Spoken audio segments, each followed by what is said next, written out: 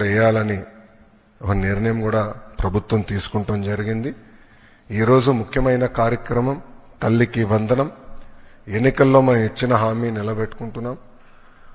ఆనాడు చాలా స్పష్టంగా ఎంతమంది పిల్లలుంటే అంతమంది పిల్లలకి తల్లికి వందనం ఇస్తానని హామీ ఇచ్చాం.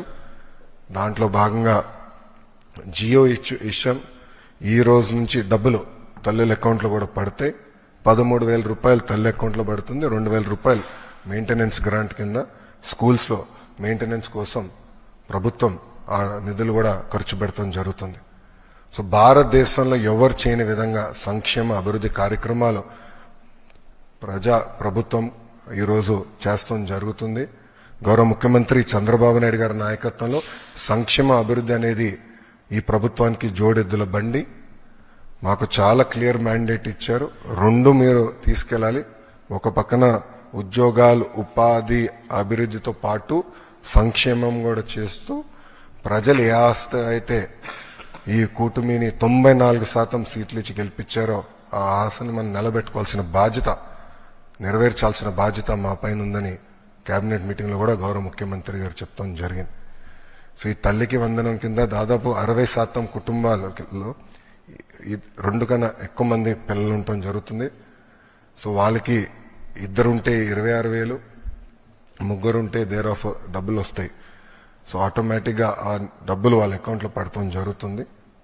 సో ఇచ్చిన హామీ బాబు సూపర్ 6లో ఒక హామీ కూడా, ఇది ఇంకొక మరో హామీ ఈరోజు కూటమి ప్రభుత్వం నిలబెట్టుకుంటాం జరుగుతుంది.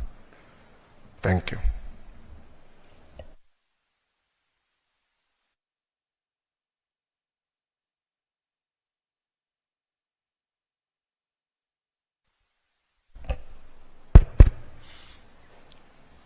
అందరికీ నమస్కారాలు. ఎగ్జాక్ట్గా ఈ రోజుటికి